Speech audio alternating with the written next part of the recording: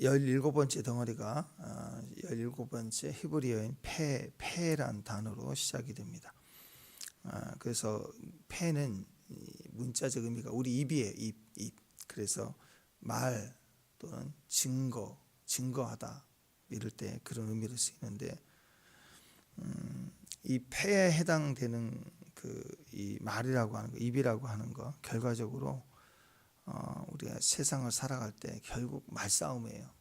말싸움만 한다 그러는데 그게 아니에요. 말싸움이 이기는 게 다 이기는 거예요. 때로는 우리가 싸움보다 전쟁이 중요하잖아요. 싸움은 져주는 거예요. 보기에는 표면상으로는 지는데 전쟁을 이기는 사람이 있어요. 그 사람 진짜죠. 보이는 데는 큰 소리 막 치고 이기는 것처럼 하는데 다 져 있어. 모든 환경이, 또 여론이, 상황이 다 졌다. 그럼 끝난 거예요. 생명은. 어떤 정치든 경제든 상황이 끝나는 거라고. 그래서 말이 중요합니다. 행동이, 육체가 중요한 게 아니라 말에서 승리하면 전쟁이 끝나요. 근데 말을 잘못하고 말을 못하니까 힘으로 누르고, 그 싸움은 이기는데 쌍꾼이에요. 쌍꾼. 근데 결과적으로 보면 전쟁을 이길 수가 없는 거예요. 이 땅에서 우리가 세상을 억압하고 누르고 힘을 가지고 막 설치는데 죽어서 100% 지옥이다 그러면 누가 인정하겠어요? 앞으로 설치되는 사람들이 싸움에서는 져주는 거죠.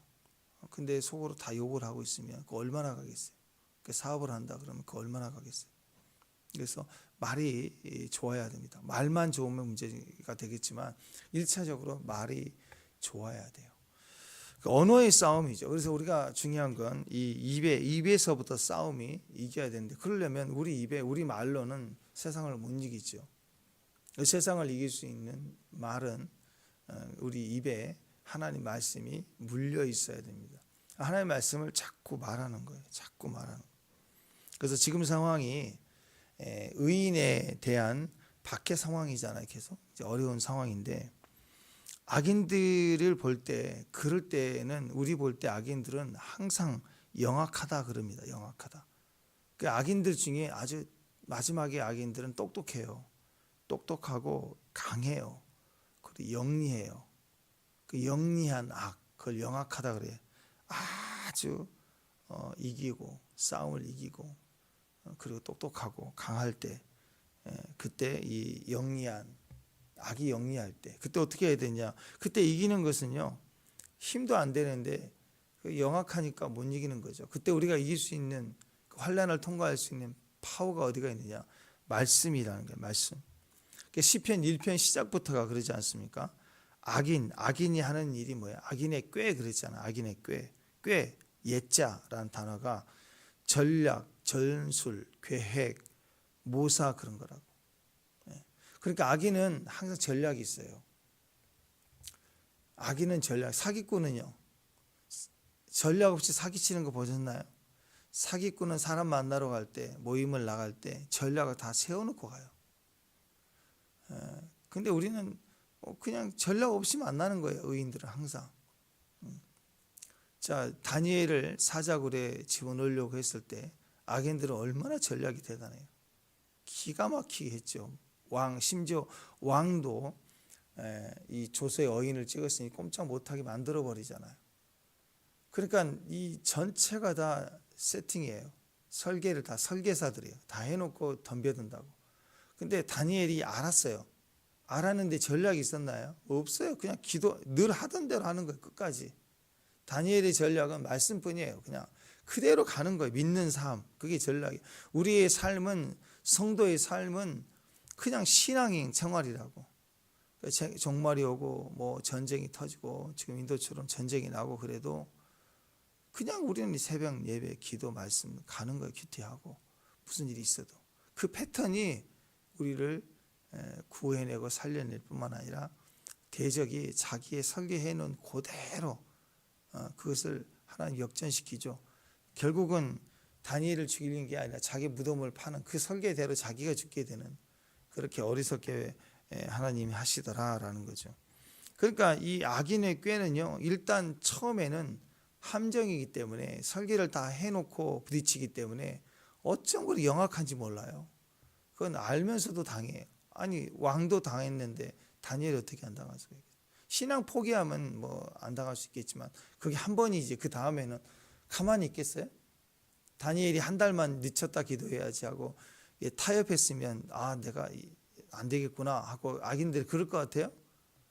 더 강력하다고. 더 악인들은 끝까지 죽이려고 해요. 어차피 부딪힐 거. 그러니까 여러분 이 꾀라는 거, 애자라고 하는 건 전략, 전술, 계획이라. 그래서 그냥 사모임 중에 사교적인 모임에 그냥 가도 악인은 항상 엄청난 치밀한 전략을 세워놓고 눈치 보고 그리고 프레임을 씌운다고. 그게 악하다 그래서 악하다. 그러니까 정치적 모임도 뭐 A가 있고 B가 있다 그런데 이 정치당의 모습도 보면 엄청 전략이 많은 데는 대부분 악인이에요.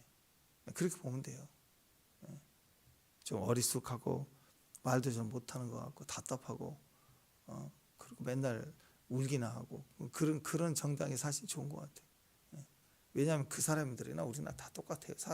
사람이 무슨 뭘 해내는 거 봤나요? 똑같죠.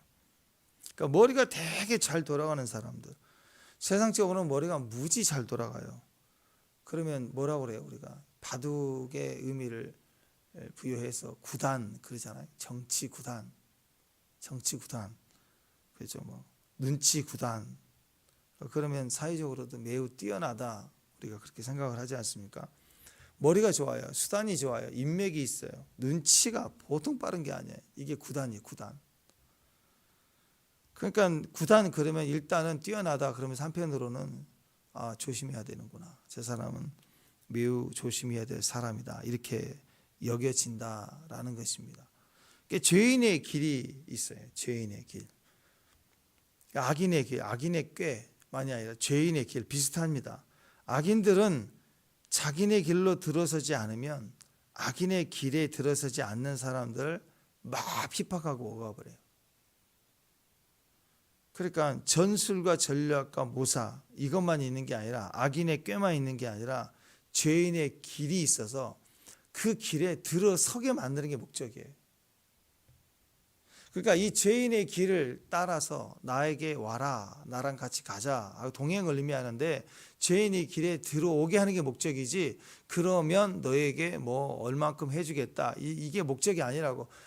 겉은 가보지 않은 땅이니까 겉으로는 나에게 유익을 주겠다고 약속을 하지만 그 약속은 믿을 게 못해요. 죄인의 길에 들어서게 한다고. 그래서 악인들은 그래요. 저 푸른 초원이니 그런 같은 집을 짓겠다 이런 목적을 내놓고 그러려면 나와 같이 가야 되니까 죄인의 길에 들어와야 된다 하고 얼룩지게 만든다고. 죄를 짓게 만든다고.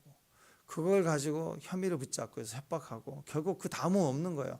들어서기만 한 진흙탕에 빠지게 만드는 게 목적이에요. 목적. 사기꾼이든 뭐 영화나 보면은 악인들이 항상 그 다음 뭐 어떻게 해주겠다 하지만 사실은 끌어들이는 과정에서 보험 든다 그래가지고 죄를 짓게 만들잖아요. 똑같이. 그게 목적이라고. 악인은 같이 부정하게 하는 게 목적이야. 죄인이 길에 들어서면 우리가 망하는 거예요. 악인 때문에 망하는 게 아니라 우리 스스로가 얼룩졌기 때문에 거기서 망하는 거라고. 그래서 어떤 상황이 와도 억울하고 속상하고 그래도 그 선에 끝내야지. 그 선에서 내가 해코지를 하고 나도 똑같이 야 너 해버리면 우리는 그때부터는 내 문제가 돼버리는 거예요. 내 문제. 빠져나올 수가 없는 거예요. 그러니까 이들은요 항상 자기네 길로 들어서라고 하는 거예요. 당을 짓는 거예요. 그리고 나서 들어오지 않는 사람들을 억압하고 핍박을 합니다. 우리 길로 따라 들어와, 안 그러면 너 작살난다. 그리고 협박을 합니다. 이게 악인들이 하는 짓이에요. 설계가 돼 있고 그 다음에 자기들의 길을 가르도록 강요합니다. 거기는 꾀가 있어요. 자기 길로 들어오라고 협박을 하는 것입니다. 그 다음에 이제 오만한 자의 자리, 한 자리 줄게, 우리가 남이가 하고 한 자리를 준대요. 결국 이 시스템이 결국 악인들이 하는 모습입니다. 정치적인 거나 세상적인 게 다 똑같아요. 엄청나게 영악한 꾀가 있고 자기들의 길이 있어서 들어오라고 강요를 하고 안 들어오면 적대예요. 대적이에요. 그리고 핍박하고 그 다음에 들어오면 오만한 자리에 앉혀버리는 거예요. 이런 영악함이 있다라는 것입니다. 그러니까 주님의 생명으로 보면 주님은 반대죠. 양으로 생명을 얻게 하고, 그렇죠? 양으로 생명을, 주님 자신이 희생하여 우리를 살려내는 거예요. 그리고 더 풍성하게 얻게 하는 거예요. 더 오만한 자리가 아니죠. 하나님 가장 높은 자리에, 겸손의 자리를 얹으신다라는 것입니다.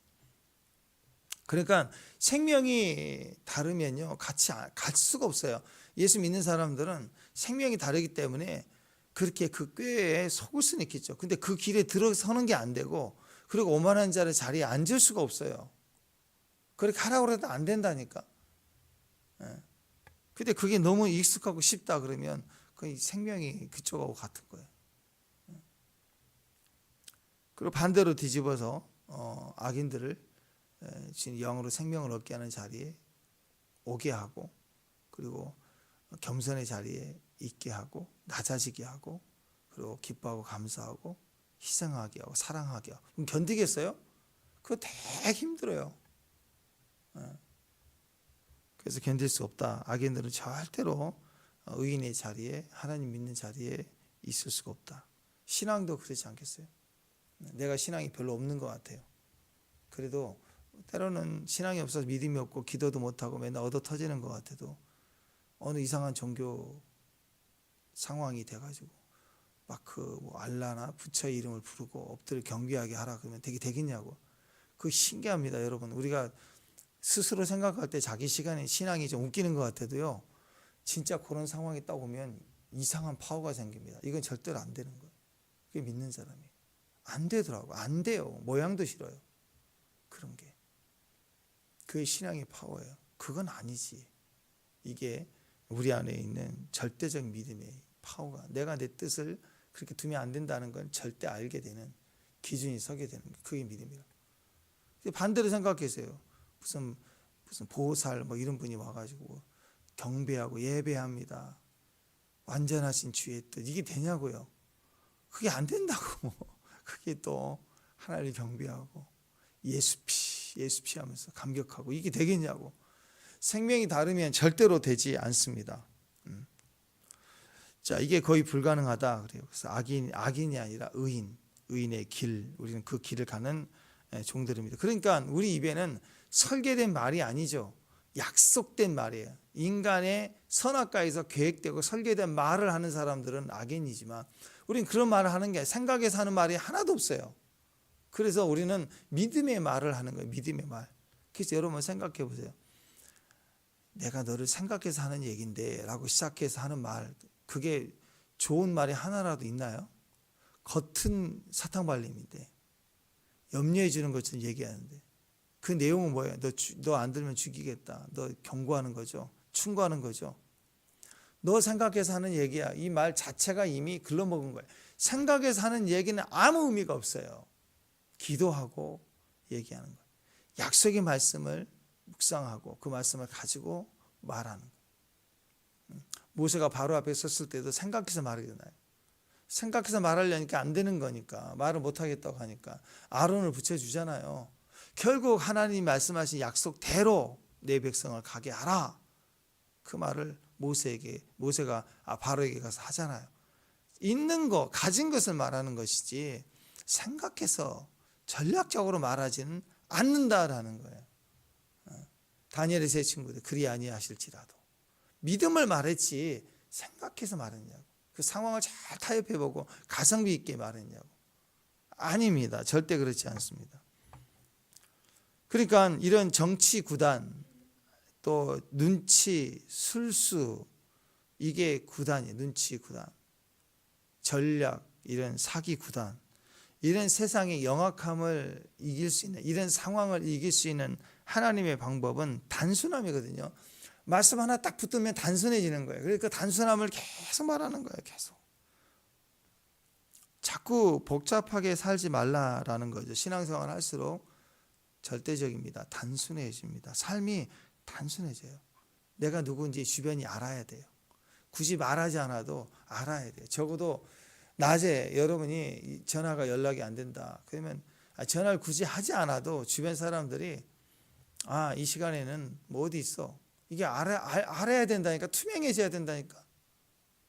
그만큼 삶의 패턴이 단순해져 가야 돼요. 그게 축복입니다. 오직 주님 붙들고 갈 수밖에 없는 거. 새벽 이 시간에 깨어있는 거. 뭐 당연해요. 당연하게 우리 안에 삶이 단순해져 가야 됩니다. 그냥 말씀만 붙들면 된다, 이긴다. 그게 오늘 얘기예요. 자, 129절, 130절 두 구절 있습니다. 129절, 130절 있습니다. 시작. 주의 증거들은 놀라움으로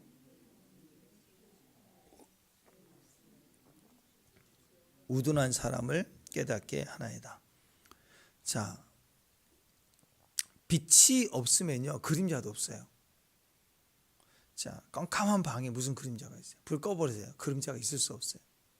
그림자가 크다 그 말은, 그림자가 짙다 그 말은 햇빛이 강렬하다는 거예요. 해질녘의 그림자가 희미하잖아요. 근데 대낮에 정오 때 제일 많은 햇빛이 강할 때 그때 그림자가 짙게 보이는 것입니다. 성도가 지혜로우면요, 지혜로울수록 악인은 더 우둔해져요. 그러니까 성도의 지혜가 세상의 어떤 말이 아닙니다. 세상적인 같은 색깔로 가면 안 돼요. 우리는 하나님을 믿을 때, 하나님을 의지할 때 그게 성도의 지혜로움이거든요.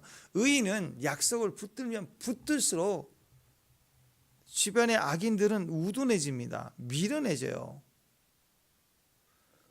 자, 성경에서 의인은 하나님 믿는 사람이에요. 하나님 믿는 사람. 악인은 하나님이 없는 사람. 그러니까 악인들에게는 뭐가 필요해요? 악인들에게는 하나님이 필요해요. 그래서 어떻게 해야 되느냐? 우리가 우리 주변에 우둔한 사람이 있으면 그 우둔한 악인을 죽이고 끊어내는 게 아니에요. 그 우둔한 사람에게 빛을 비춰주는 거예요. 근데 우둔한 사람에게, 악인에게 하나님이 이렇게 오시면 비춰지면 그림자가 생기지, 빛이 강해요. 하나님이라는 그 영향력이 세상에 강력하기 때문에 하나님의 영광이 드러날수록 더 어두워지고 더 심판으로 가고 숨어버리는 것이지, 빛 가운데 나올 수가 없다고. 그래서 보면은 정오에 하나님이 태양처럼 빛을 비추시면, 자, 이렇게 큰 바위가 있으면 그 바위 뒤로 어둠이 생겨요. 그러면 거기에 음산하고 더럽고 추하고 악하고 부정하고 숨어 지내는 약자들이 다 끌려서 그 어둠 속에 산다고. 뭐 배트맨 영화 간간히 생각이 나요. 가끔씩 잘 만들었던 것 같아요. 배트맨 영화 같은 거 보세요. 그 하수구, 지하, 뭐 악인, 펭귄, 고담시라는 소돔과 고모라 성의 이름을 따서 만든 이 도시가 고담시 아니에요. 그 고담시 악인들 전부 비리, 부패, 경찰 다 그렇지만 그 지하 세계에 막 바퀴벌레처럼 사는 어둠들. 그 배트맨이라는 사람이 혼자서 그걸 해보려고 하잖아요. 막 이렇게 힘으로 세상에 뭐 우주인 같은 슈퍼맨 같은 힘이 아니지만, 인간이지만 자기 정체를 숨기면서 어떻게든 해보려 하는 스토리가 배트맨 스토리 아니에요. 거기 보면은 그림자가 져 있는 곳에 온 벌레처럼 모여 사는, 자, 그것은 햇빛이 강하면, 주님의 사랑이 더 강하면 다 모여들어요. 다 골로 모여들어요. 다른 곳에 없으니까. 어떻게 구원하겠어요? 하나님 그들을 심판하기 원한다면 하나님의 태양빛만 비치겠냐고. 그냥 소돔과 고모라에서 멸망시켜버리면 되는 거죠. 근데 그 결론이 아니죠. 하나님의 공의는 분명히 있지만 사랑이 막아서는 거죠. 그러니까 누군가는 그들에게 비춰줘야 되는데 그들은 숨어버린다고. 그러니까 어떻게 해야 돼요? 하나님의 사람들이 하나님을 입에다 물고 가서 알려줘야 돼. 그의 빛을 비춰줘야 돼. 하나가 똑같이 손에 칼을 들고 그들을 죽이고 척단하는 게 아니고, 하나님은 심판이지만 중보자가 후레쉬를 가서 거기를 비춰줘야 된다고. 완전히 사각지대가 없도록. 그래서 그들을 묶고 있는 끈들을 태워버려야 그들이 하나님 앞에 돌아오고 변화가 되는 거예요. 그러니까 악인들에게, 무둔한 사람에게 빛을 비춰줘야 되는데 어떻게 비춰주느냐? 우리는 빛이 아니니까 어떻게 우리에게 임하는 빛을 반사해서 거울을 반대편에서 거울로 이렇게 받아서 어두운 쪽을 바위 뒤편을 비춰주는 것처럼 하나님의 사람들이 하나님의 말씀을 받고 그리고 그의 말씀을 가지고 가서 입으로 읊조리고 입으로 선포해주고 그래서 빛을 전달해 줘야 되는 게 사명이라고. 성도가 더 지혜로워야 돼. 지혜롭다는 것은 우리가 하나님의 말씀의 사람이 되어야 되고 그 말씀을 읊조려야 되고 그러면 의인이 지혜로워집니다. 악인이 우둔해져요. 근데 의인이 손에 칼을 드는 게 아니라 칼을 들면 악인을 죽이는 거죠. 스프레이를 가지고 가서 다 도살시키는 게 아니라 우리는 지혜로워지면 지혜를 도와줄 때 어둠은 더 우둔해지지만 그 빛이 반드시 어둠을 이길 뿐만 아니라 그들에게 구원의 기회가 되는 비춰주는 역할을 하게 되는 것입니다. 그 얼굴 빛이죠. 그 열면 빛이 비치해서 얼굴에다 비춰주는 거, 임재가 필요하다는 것이죠. 요약하면 그거예요. 영리한 악, 영악하는 거죠. 영악한 자들, 세상의 세팅과 설계와 이런 죄인의 길에 끌어들여서 그냥 다 같이 망하여 죽게 만드는 그런 세상 속에 우리가 물들어지지 않게 살아가는 방법이 뭐냐? 성도들은 제일 어리석은 게 부러워한다는 거. 그들을 부러워하는 거예요. 악인을 절대 부러워하면 안 돼. 악인의 형통을 부러워하면 안 돼. 영원한 게 아니거든. 악인의 형통을 부러워하지 말라. 그건 물들어 버립니다.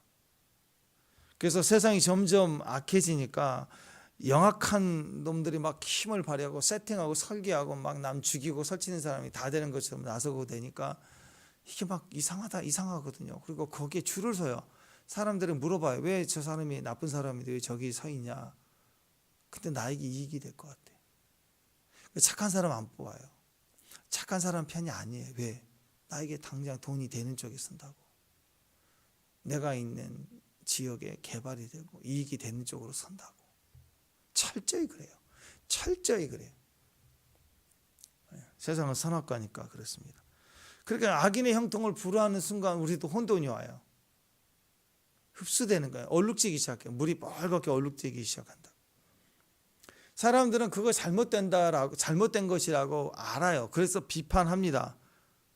근데 속으로는 부러워해요. 아이고, 나도 금수저였으면 이른다고.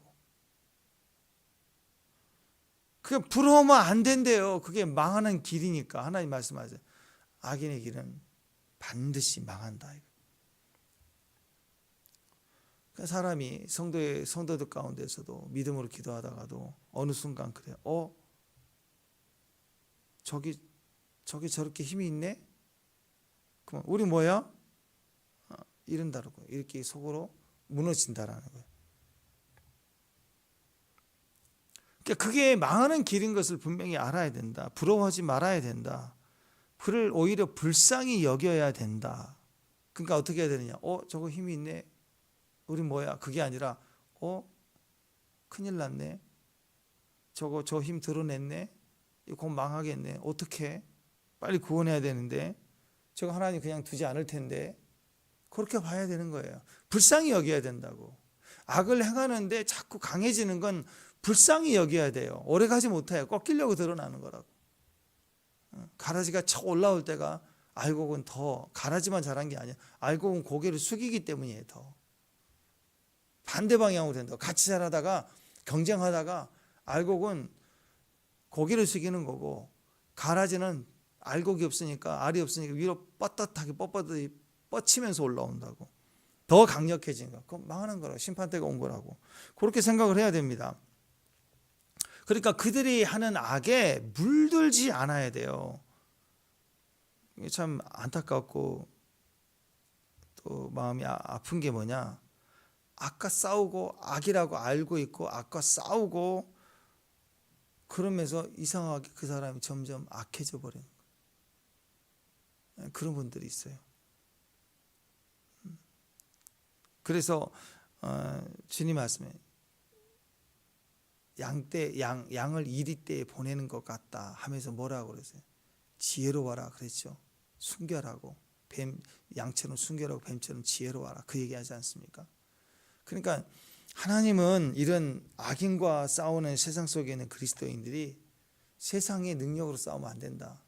양은 끝까지 양으로 싸워라. 양의 힘으로 싸워라. 싸우다가 늑대 되지 말라. 그건 생각. 늑대가 늑대 모습 하는 건 괜찮지만 한번 생각해 보세요. 늑대한테 하도 양이 당하니까 양이 이거 안 되겠다. 주여, 저도 늑대 이빨을 주세요. 안 돼요. 그러니까는 뭐 임플란트 해가지고 이빨을 늑대로 만들고. 한번 해봅시다. 그렇게 해서 늑대의 모습을 막 성형수술 해가지고 한다고 했을 때 늑대가 쓰는 말, 막 이러고, 그러면 양이 그러면 그거 웃기는 거지. 그게 개그를 하는 거지. 그게 멋있고 무섭고 두렵고 막 늑대가 두려워할 것 같아요? 절대 그러지 않아요. 양은 끝까지 양이에요. 양의 힘은 뭐예요? 머리로 들이받고 이빨이 강하고 날렵하고 다리가 농다리고 뭐 그런 걸로 생존하는 게 아니죠. 양은 절대적으로 목자가 필요해요. 목자를 불러야 돼요. 목자의 길을 따라가야 돼요. 그게 사는 거라고. 그러니까 양이 세상을 이기는 방법은 말씀밖에 없어요. 말씀 묵상하고 말씀을 붙들고 말씀을 말하며 싸워 이기는 것이지, 늑대가 하는 말, 늑대의 수단, 늑대의 계획을 짜서 이기는 게 절대 아니라고. 그래서 정치적 위기 가운데, 중국도 문화혁명 거쳐올 때, 우리도 해방될 때, 또 6.25 사변 환경 속에 우리가 이겨놨던 게 뭐예요? 우리 독립운동 정치 능력을 이긴 게 한 번도 없다고. 기도해서 이 나라 위기를 다 넘겼다고. 지금도 마찬가지. 우리 나라는, 대한민국은 기도해야 되는 거예요.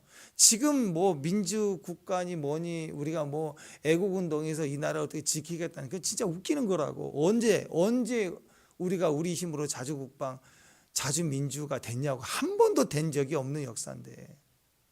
기도해야지. 위기다 싶으면 기도해야지. 누구를 잘 뽑아서 될 일도 아니고 누가 주장해서 될 일도 아니라고요. 철저히 지금도 마찬가지. 국가도 한 개인도 우리는 양이에요. 양. 그의 기르시는 양이다. 아멘.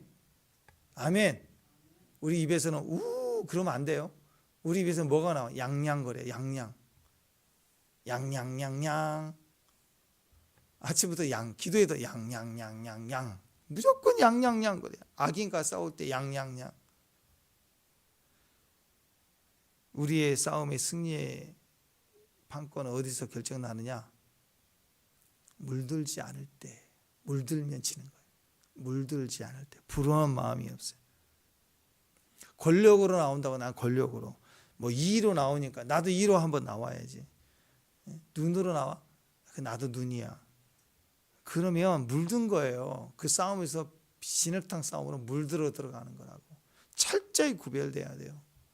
오직, 그리고 우리가 가야 될 길, 그 생명의 길, 예수의 길만 말하고 가면 되는 거예요. 오늘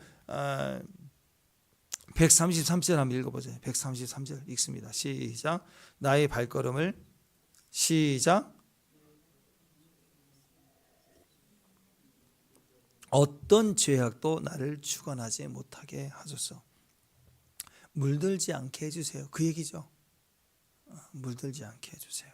그게 중요합니다. 우리도 마찬가지입니다. 이렇게 박해하는 사람들, 영악한 사람들, 그런 무리가 있을 때 우리는 이상하게 거기에 피해를 입으면서 부러워하면서 나도 똑같은 말씨를 쓰면서 물들어지게 되는 거예요.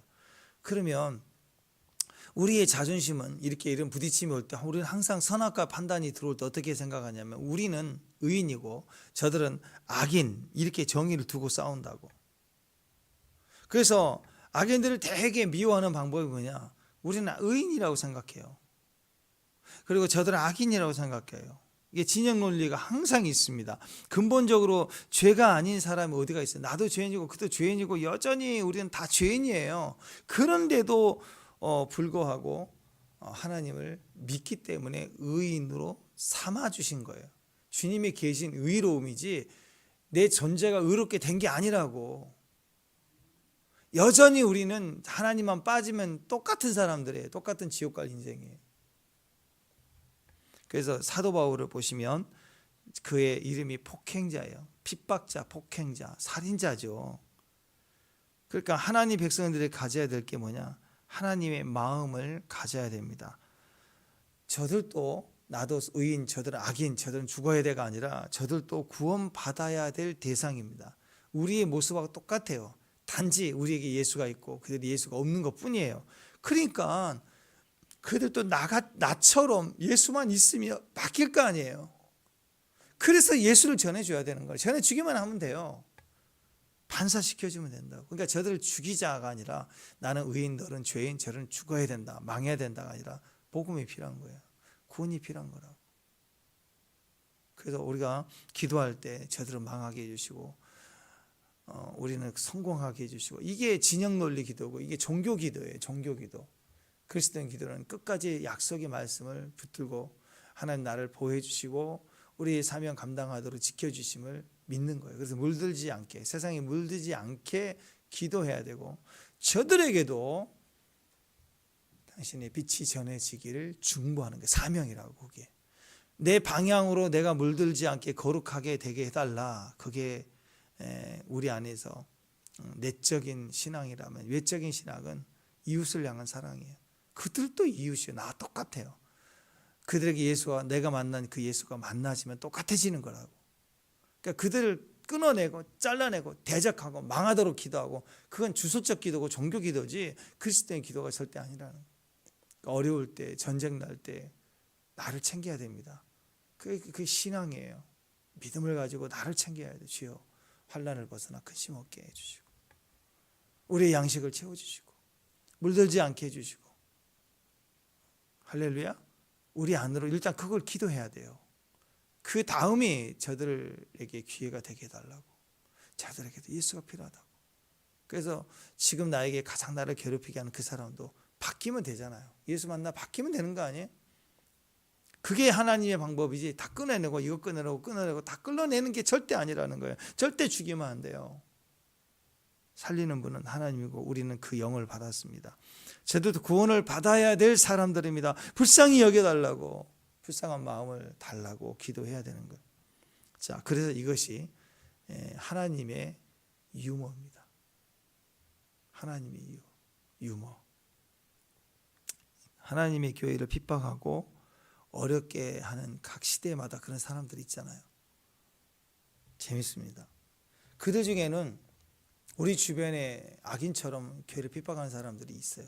근데 그런 사람들 말고 한 시대를 걸쳐서 정말 유명한 사람들, 정치인, 경제인 또는 연예인, 어떤 지식인들이라고 알려지는 사람들 속에, 남이 다 알 수 있는 공인과 같은 사람들 속에 공개적으로 교회를 핍박하고 막 싫어하고 막 그런 분들이 있거든요. 어느 시대나 다 있어요. 그들이 정치적 힘을 가지면 실제로 핍박하는 일들을 해요.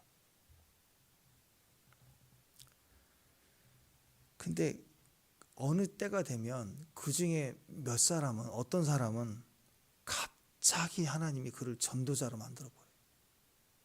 그래서 자기가 전도하기 시작해요. 그렇다고. 저는 이게 하나님의 유머라고 생각합니다. 저렇게 난리치고 박해하고 막 포악했던 사람이 나중에는 교회에서 막 간증하고 돌아다니고 어느 날 스크린에서 사라지고 안 나타나. 나중에 알고 보니까 막 이제 전도하고 다니고 교회에서 강연하고 있고 막 간증하고 다니고 막 이러더라고. 근데 알고 보니 이 사람이 대표인이 하나예요. 교회를 핍박하고 막 욕하고 다녔던 대표적인 사람 중에 한 사람인데 완전히 다른 인생을 살게 되는 걸 보게 돼요. 왜 그럴까 생각해 봤더니 그들이 악하게 핍박하고 포악하게 때리고 사람들 미워하고 공개적으로 막 정죄하고 그럴 때 그거에 직경탄을 맞이는 분들이 있겠죠. 그 가까운 사람들 중에. 우리는 스크린상에 멀리서 보니까 왜 교회를 저렇게 욕할까 이걸 끝나지만 그 사람들의 그게 일부분이면 평소에도 얼마나 지식적으로, 정치적으로 또 경제적으로 핍박을 했을 거 아니에요. 그 사람이 기업가라면 그 측근의 임원들 중에, 그 기업에 움직이는 수뇌부들 중에 얼마나 많은 핍박을 했겠어요. 그 자리에 가게. 그러니까 누군가는 그 속에서 그 사람 근접해 있는 영역 속에 있는 사람들 가운데는 핍박을 받는 사람이 성도들이죠.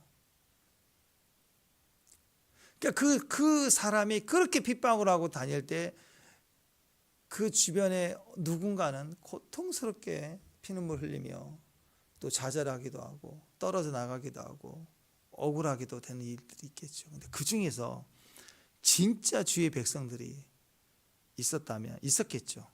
그 중에서 핍박받은 그리스도인들 중에 누군가는 그를 그럴수록 사랑하고 그를 축복하고 그에게 기회를 달라고 기도하는 사람들이 있었다는 거예요.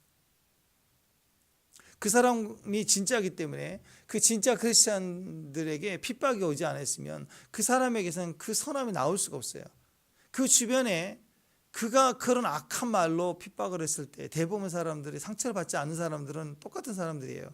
상처받은 사람들은 성도들이죠. 근데 믿음의 성도들 가운데 진짜 그리스도는 그 믿음의 현장에서 견디면서 그를 축복하고 그에게 빛을 비춰주는 단순한 사람들, 말씀의 빛을 받는, 오히려 그 사람들을 알기 때문에 더 고난을 당했겠죠. 그때 그럴수록 사랑하고 기도했기 때문에. 핍박을 받을수록, 진짜는요, 핍박을 받을수록 축복합니다. 진짜는요, 원수일수록 더 사랑하려고 그래요. 진짜는요, 고통스러울 때 더 기도하는 사람들입니다. 그래서 하나님께서 고난을 당할 때 그 고난을 당하면 당할수록 진짜 의인이 그를 출산해 내는 기도를 하는 거예요. 하나님 사람들이 어려움을 당하면 요리 튀고 저리 튀고 다 나가버리고 똑같아. 핍박이다 그러면 다 도망가 버리고. 제자들도 그랬잖아요. 근데 어떤 사람들은 하나님이 나가게 할 때까지 견디며 기도할 때 거기서 어떤 일이 벌어져요. 그 축복의 기도를 하나님이 들으시고 그 기간이 있거든요. 사람으로 치면 9달 딱 차니까 이제 하나님이 출산하게 해요. 그 사람이 전도자가 돼버려요. 그 기회로. 그 쌓인 기도로. 그 악인을 위해서 누가 기도할까요? 생각해 보세요. 내가 악인이면 내 가족이 나를 위해 기도할까요? 가족도 다 안 믿는데? 가족이라고 나를 위해서 하나님의 의의를 입게 해달라고 기도해 준 사람이 없습니다. 그럼 누가 나를 기도하죠? 내가 핍박하는 사람들 중에 진짜 믿는 사람은 나를 축복한다고, 나를 기도한다고. 그러니까 여러분, 김정은이, 부친이 이런 사람들이 어느 날 팍 쳐갖고 죽었다. 그게 성도의 승리가 아니고요. 성도의 승리는 그 핍박 속에 기도했더니 그가 어느 날 형제님이 됐어. 그래서 말씀을 간증하고 그리고 우리 그렇게 살면 안 된다고 막 영광하고 주님 앞에 나아가고 그런 모습을 볼 때 그게 대역전이고 그게 우리의 기쁨이잖아요. 기쁨.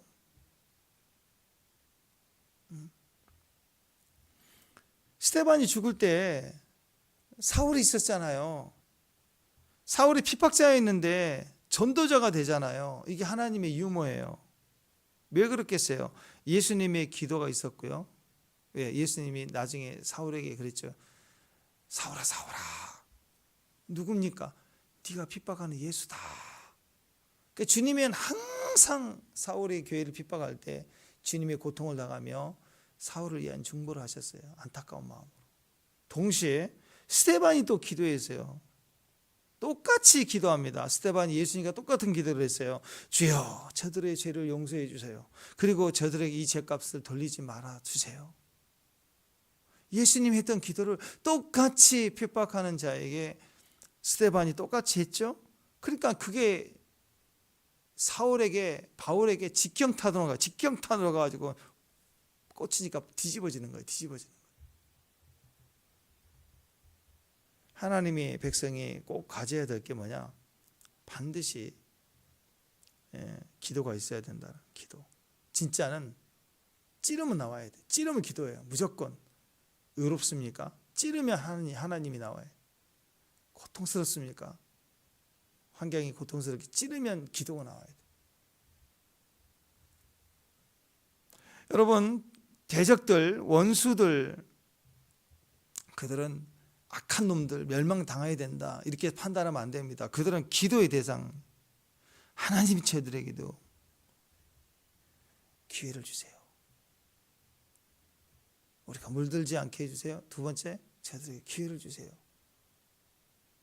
이렇게 우리가 기도하면요, 어떤 일이 벌어지는? 하나님의 유머가 일어나요. 자, 그래서 하나님 저희가 물들지 않게 해주세요. 하나님 저들에게 기회를 주세요. 이걸 딱 햄버거처럼 믹싱해서 하나로 딱 만드는 기도 제목. 오늘 기도 제목 하나 가르쳐요. 하나님의 유머를 보여주세요. 그거예요. 하나님, 오늘 기적의 금요일입니다. 하나님의 유머를 보내주세요. 아니 그렇잖아요. 여러분 우사자도 폐지되고 하나님 웃을 일 없잖아요. 개그 콘서트도 다시 했다고 하는데 뭐 우리나라 감성이 아닌 것 같아요. 그러니까 좀 가정의 달, 어버이날 뭐 시즌이잖아요. 하나님 아버지 웃을 일 없잖아요. 하나님도 웃고 우리도 웃고 좋은 일, 하나님의 유머, 하나님 유머를 보여주세요. 웃음을 찾아야 되지 않겠습니까? 그래야 되니까 우리 입에서 어떻게 저런 일이 다 일어날 수 있을까? 그러면서 막 웃어야 돼요. 깔깔깔깔 주여. 주님은 기가 막히십니다. 신묘막측하십니다. 하면서 막 진짜 웃음을 갖는 같이. 그래서 그 안에서 하나 되는 게 필요하다라는 것입니다. 35절, 36절, 135절, 136절 시작. 주의 얼굴을 주의 종에게 비추시고 주의 율례들로 나를 가르치소서. 그들이 주의 법을 지키지 아니하므로 내 눈에 눈물이 시냇물 같이 흐르나이다. 그들의 중보의 눈물, 교회죠. 이게 그게 성도의 진짜 성도의 모습이에요. 핍박하는 사람들, 영악한 죄인들, 그들을 얘기하는 거잖아요. 그들을 위해서 끊어내야 된다, 잘라버려야 된다, 지옥 가야 된다. 요즘 대한민국을 보니까 너무 무서운 거예요. 요즘 정치 얘기만 나오면 뭐 전부 댓글도 그렇고 다 콩밥 먹게 해야 된다, 집어넣어 버려야 된다.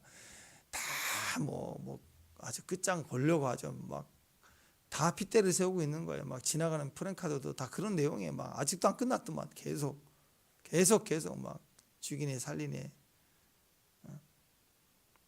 성도는 그렇게 가지 않죠. 나를 미워하고 핍박하고 대적한 사람들 볼 때 주여 내 눈물이 시냇물 같이 흐르나이다. 우리를 거룩하게 보호하시고 물들지 않게 해주시고 그리고 저들에게도 기회를 주세요. 하나님의 유머를 보여주세요. 예수님의 기도, 스데반의 기도가 그리고 손영호 목사님의 기도, 그 아들을 삼았던 손영호 목사님의 기도, 이제 이게 성도들의 기도예요. 우리의 기도가 돼요. 원수를 위해서 눈물을 흘리면 하나님의 유머가 시작이 됩니다. 하나님 유머. 그럼 우리가 웃음을 찾을 수 있어요. 우리가 우차사가 될 수 있습니다. 그 길로 가는 귀한 종들 되시길 바랍니다. 기도하겠습니다. 하나님 은혜를 감사합니다. 우리에게 웃음을 찾게 해 주옵소서. 물들지 않게 해주시고 저들에게 기회를 주옵소서. 하나님 유머가 시작되게 하옵소서. 오늘 또 귀한 종들 기도의 삶에 능력 있게 하시고 기도의 열매를 볼 수 있는 기적이 되게 하옵소서. 예수님 이름으로 기도합니다.